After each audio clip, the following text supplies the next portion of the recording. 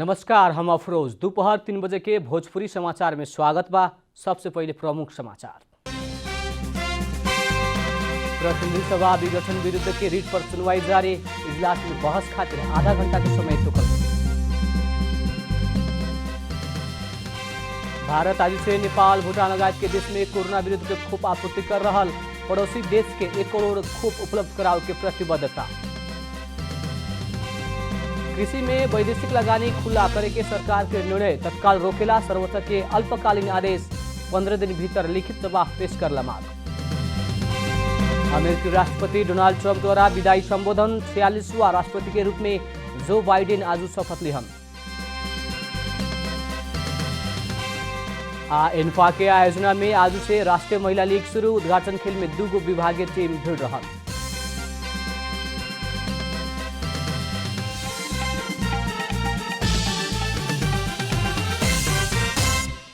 अब पूरा समाचार। सर्वोच्च अदालत में प्रतिनिधि सभा विघटन विरुद्ध के रिट पर बहस जारी बाटे। सर्वोच्च अदालत के संवैधानिक इजलास में प्रतिनिधि सभा विघटन विरुद्ध के रिट पर इतवार से शुरू भइल बहस जारी बाटे। संसद विघटन के मुद्दा में बहस करेला आज अधिवक्ता सबके आधा घंटा के समय तोकल गइल बा। प्रधान न्यायाधीश चुलेन्द्र शमशेर जवरा आज के इजलास में बहस खातिर आधा घंटा के समय निर्धारण कैल जानकारी देने। वरिष्ठ अधिवक्ता डॉक्टर चंद्रकांत गेवाली 1 घंटा समय माग करके बहस शुरू कैले रहने। बहस शुरू भइल आ ओराइल समय बारे जानकारी देवेला इजलास में टाइमर भी राखल गइल बा। भारत अनुदान में उपलब्ध कराव के कहल गइल कोरोना वायरस विरुद्ध के खोप बिहान नेपाल आ पहुंचे के बताओल गइल बा। स्वास्थ्य तथा जनसंख्या मंत्रालय से कैल पत्रकार सम्मेलन में स्वास्थ्य तथा जनसंख्या मंत्री हृदय त्रिपाठी भारत सरकार से उपलब्ध कराव के कहल गइल 10 लाख डोज खोप बिहान नेपाल आ पहुंचे के जानकारी देने। कार्यक्रम में मंत्री त्रिपाठी खोप कार्यक्रम के खातिर कानूनी, प्रशासनिक आ आर्थिक सबै तैयारी पूरा हो चुकला से जल्दी ये खोप अभियान शुरू करे के भी बतौले बानी। वहाँ के विश्व में ही बरकरे विकास भइल कोरोना विरुद्ध के खोप स्वास्थ्य सामग्री के मात्र ना होके राजनीतिक सामग्री के रूप में समेत देखल गइला से एकर उपलब्धता के खातिर राजनीतिक रूप में पहल होके के बतौले बानी। मंत्री त्रिपाठी नेपाल के 72% आदमी के खोप देव पड़े के आकलन सरकार इससे पहले ही कर चुकल कहत पहिलका चरण में स्वास्थ्यकर्मी, सरसफाई कर्मी, सुरक्षाकर्मी, एम्बुलेंस चालक लगायत कोरोना विरुद्ध के अभियान में अग्रपंक्ति में रहल सबके खोप देवे के बतौने। थप खोप खरीद तथा प्राप्ति के खातिर भी पहल हो रहा से जल्दी थप खोप लिया के आम सर्वसाधारण के लगाव के मंत्री त्रिपाठी बतौने। नेपाली कांग्रेस के सभापति शेरबहादुर देउवा प्रदेश 1 के केंद्रीय सदस्य से छलफल कैले बानी। आज से प्रदेश 1 में शुरू होखे लागल हिउदे अधिवेशन आ सरकार विरुद्ध दाहाल नेपाल पक्ष के नेकपा से ल्याओल गई अविश्वास प्रस्ताव बारे सभापति देउवा छलफल कैनी। प्रदेश सभा बैठक से पहले सभापति देउवा अपने निवास बुढ़ा नीलकंठ में नेता सबके बुला के छलफल कैनी। प्रदेश सभा के अविश्वास प्रस्ताव पर आज से छलफल प्रक्रिया शुरू हो रहा बा। मुख्यमंत्री शेरधन राई आ नेकपा दाहाल नेपाल पक्ष दोनों के सरकार में बहुमत नहीं पुगत प्रदेश 1 के सरकार गठन प्रक्रिया में प्रमुख प्रतिपक्ष दल नेपाली कांग्रेस निर्णायक शक्ति बनल बाटे। यसंगे सत्तारूढ़ दल नेकपा भीतर के आंतरिक द्वंद्व से अधिवेशन पूर्व राजनीतिक घटनाक्रम थप गंभीर होके के देखल गइल बा। जिला प्रशासन कार्यालय मुसिकोट रुकुम पश्चिम निषेधाज्ञा जारी कैले बा। काल्हु नेकपा आ नेपाली कांग्रेस के कार्यकर्ता बीच झड़प होके तनावग्रस्त स्थिति उत्पन्न भइला बाद प्रशासन निषेधाज्ञा जारी कैलक। प्रशासन विज्ञप्ति जारी करके पूर्व में घारी खोला, पश्चिम में ठूली भेरी, उत्तर में दाजिया, दक्षिण में सिम बजार क्षेत्र तक लागू होखेवाला किसिम से काल्हु संझिया 5 बजे से दोसर आदेश जारी न भइल तक निषेधाज्ञा जारी कैलक। निषेधाज्ञा जारी कैल क्षेत्र में सभा, जुलूस, भेला तथा प्रदर्शन करेला ना मिले के विज्ञप्ति में जनावल गइल बा। एकरा साथे अत्यावश्यक उपभोग्य वस्तु बिक्री करे के दुकान, औषधि दुकान बाहेक संपूर्ण दुकान, उद्योग व्यवसाय सबेरे 6 बजे से 10 बजे तक ही खोले देवे के बतावल गइल बा। सर्वोच्च अदालत कृषि के प्राथमिक उत्पादन क्षेत्र में वैदेशिक लगानी खुला करे के सरकार के निर्णय तत्काल खातिर रोकेला अल्पकालीन अंतरिम आदेश जारी कैले बा। कृषि में वैदेशिक लगानी खुला कैल कहत ओकरा के रोकेला मागदाबी सहित अधिवक्ता पुण्य प्रसाद खतेवड़ा रिट निवेदन दर्ता करौले रहने। एमे सर्वोच्च 15 दिन भीतर लिखित जवाब माग कैले बा। उतना दिन खातिर निर्णय कार्यान्वयन ना करे के यथास्थिति में राखेला आदेश देहल गइल बा। सरकार बीतल पुस 20 गते में कृषि में वैदेशिक लगानी खुला कैले रहे। यी व्यवस्था मुताबिक 50 करोड़ रुपया से ज़्यादा लगानी के पशुपक्षी पालन, माछा पालन, मौरी पालन, फल फूल तरकारी, तिलहन दलहन, दुग्ध व्यवसाय, कृषि के प्राथमिक उत्पादन में समृद्ध उद्योग में विदेशी लगानी खुला भइल है। कृषक तथा कृषि उद्यमी कृषि में वैदेशिक लगानी खुला करे के विषय में सरकार वाला से आवश्यक छलफल ना करके निर्णय कैल प्रति आपत्ति जनावते आइल बा। सरकार सामुदायिक वन सब के काठ दाउरा बिक्री में रोक लगावल कहत कैलाली कंचनपुर के बासिंदा आंदोलित भइल बा। नेपाल सरकार के नीति तथा कार्यक्रम बमोजिम वैज्ञानिक वन व्यवस्थापन कार्यक्रम लागू भइला बाद काठ बिक्री वितरण शुरू कैले रहे, लेकिन कुछ सामुदायिक वन सब से वन फड़ाने कैल आरोप लगला बाद नेपाल सरकार मंत्री परिषद के बीतल जेठ 15 गते के बैठक से सामुदायिक वन काठ जारना बिक्री वितरण में प्रतिबंध लगाउने रहे।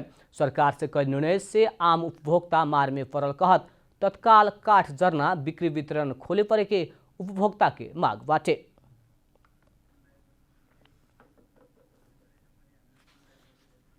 हामीले घरमा चाहिँ कन्नाहरू झुन्ड्याएर चाहिँ झ्यालको चाहिँ समस्याहरू झेल्नु परेको छ। ढोकाहरू छैनन्, ढोका नभएर भोलि चोरीको अवस्था आउन सक्छ, कसैले मान्छेलाई मारेर पनि जान सक्छ। तर माथिल्लो तहमा बसेका जुन नेता लोकहरू छन् तिनीहरूलाई हामी के भन्न चाहन्छौँ भने गलत गर्नेलाई गलतको दायरामा लगेर अगाडि बढ्नुपर्छ। एकदम हामी चाहिँ गलत गर्नेलाई छोड्ने भनेको छैन, तर सही तरिकाले सामुदायिक वन चलिराखेको अवस्थामा त्यहाँका उपभोक्ताहरूले किन अहिलेसम्म काठ दाउराहरूसम्म पनि वितरण गर्न नदिएको? जेठदेखि हामीले घाँस दाउरा काठ कुनै पनि पाएको अवस्था छैन वनबाट। वनका पदाधिकारीहरू के गर्ने, उनीहरूलाई बडा समस्या भइराखेको छ। उपभोक्ताहरूले हामीले त भन्छौँ स्वाभाविक कुरो, तर उनीहरूले अधिकार पाइराखेको अवस्था छैन। होला कतिपय ठाउँहरूमा गलत भएको होला, वैज्ञानिक नामको वनको नाममा होला अथवा सामुदायिक वनको नाममा गलत भएको होला, त्यसलाई कानुन बमोजिम कारबाही गर्नुपर्छ भन्ने हाम्रो माग हो।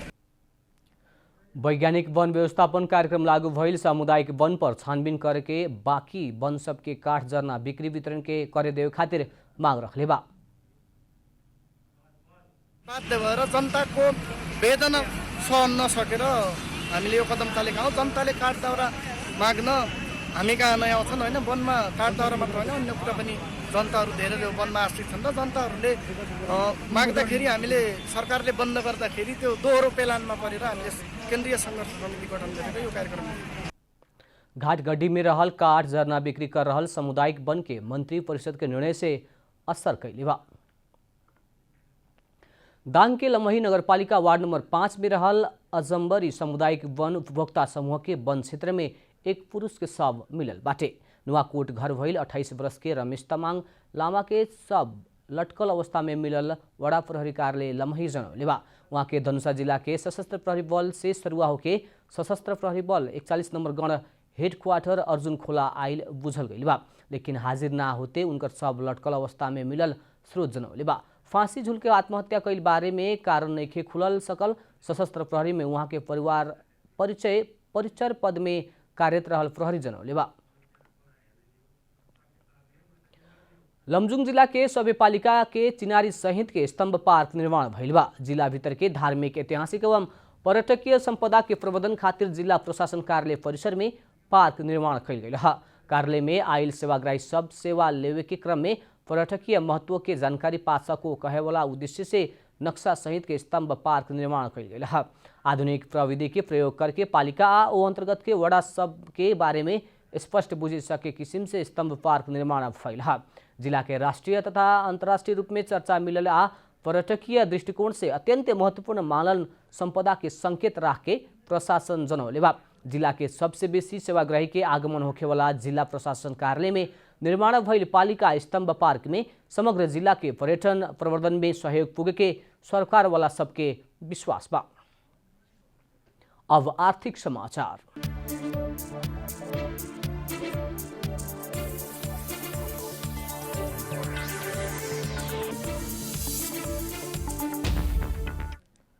आज सोना के दाम तोला में 100 रुपया से बढ़ल बाटे। बाजार में छपा वाला सोना प्रति तोला 92,500 रुपया में कारोबार हो रहल नेपाल सुनचादी व्यवसायी महासंघ जनौले बा। मंगर के छपा वाला सोना प्रति तोला 92,000 रुपया में कारोबार भइल रहे। आज तेजाबी सोना प्रति तोला 92,000 रुपया में कारोबार हो रहल बा। चांदी के दाम तोला में 15 रुपया से बढ़ के प्रति तोला 1,260 रुपया में कारोबार हो रहल बा। अंतर्राष्ट्रीय बाजार में सोना प्रति औंस $1,852 में कारोबार हो रहल बाटे। भोजपुरी समाचार में अब अंतर्राष्ट्रीय समाचार।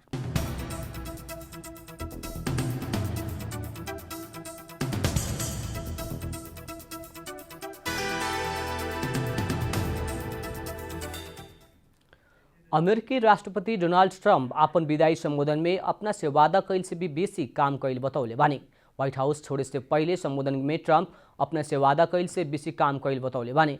ट्रम्प कुछ दिन पहले ही रिकॉर्ड कैल वीडियो संबोधन मंगर के यूट्यूब में पोस्ट कैले रहलन। ट्रम्प बीतल नवंबर 3 में भइल चुनाव में नतीजा अभी तक पूर्ण रूप में स्वीकार नहीं कैले। नतीजा उल्टाओ के प्रयास में हिंसात्मक विद्रोह खातिर उकसावल आरोप में ट्रम्प पर दोसरका बार महाअभियोग लागल बाटे। संबोधन के क्रम में ट्रम्प अपन प्रशासन द्वारा विश्व के इतिहास में मजबूत अर्थतंत्र निर्माण करे में सफल भइल दावी कैले बाने। जो बाइडेन अमेरिका के 46वां राष्ट्रपति के रूप में आज शपथ ले रहल बाने।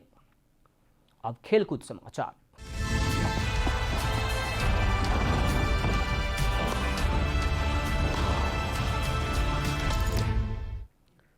अखिल नेपाल फुटबल संघ एन्फा के आयोजन में आज से राष्ट्रीय महिला लीग शुरू भइल बा। महिला लीग के उद्घाटन खेल दशरथ रंगशाला में भइल हुए एन्फा से निकालल पहिलका चरण के खेल तालिका मुताबिक उद्घाटन खेल में 2 विभागीय टीम त्रिभुवन आर्मी क्लब व नेपाल पुलिस क्लब भिड़ रहल बा। पहिलका बार बृहत रूप में आयोजना भइल महिला लीग के उद्घाटन खेल में एन्फा से दर्शक के निःशुल्क प्रवेश के सुविधा देहल गइल बा।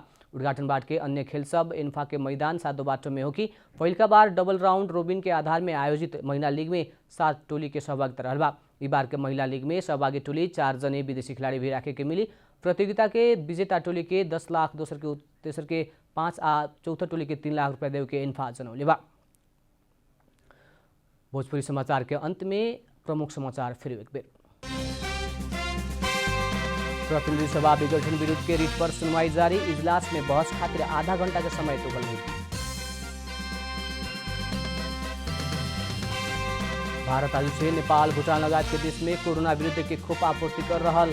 पड़ोसी देश के 1 करोड़ खोप उपलब्ध करावे के प्रतिबद्धता। कृषि में वैदेशिक लगानी खुला करे के सरकार के निर्णय तत्काल रोकेला सर्वोच्च के अल्पकालीन आदेश। 15 दिन भीतर लिखित जवाब पेश करेला मांग। अमेरिकी राष्ट्रपति डोनाल्ड ट्रम्प द्वारा विदाई संबोधन। 46वां राष्ट्रपति के रूप में जो बाइडेन आज शपथ लिया।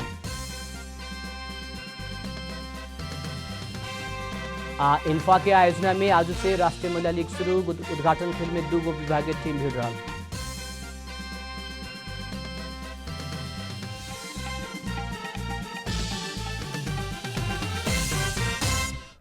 भोजपुरी समाचार अभी खातिर इतना ही। जनता द्वारा जनता खातिर प्रसारित जनता टेलीविजन के कार्यक्रम सब यूट्यूब, ट्विटर, फेसबुक हमने के वेबसाइट जनतासमाचार.com में भी पढ़ा देख सकत बानी। सूचना में अपने के सहभागिता, समय में समाचार हमने के प्रतिबद्धता। प्रणाम।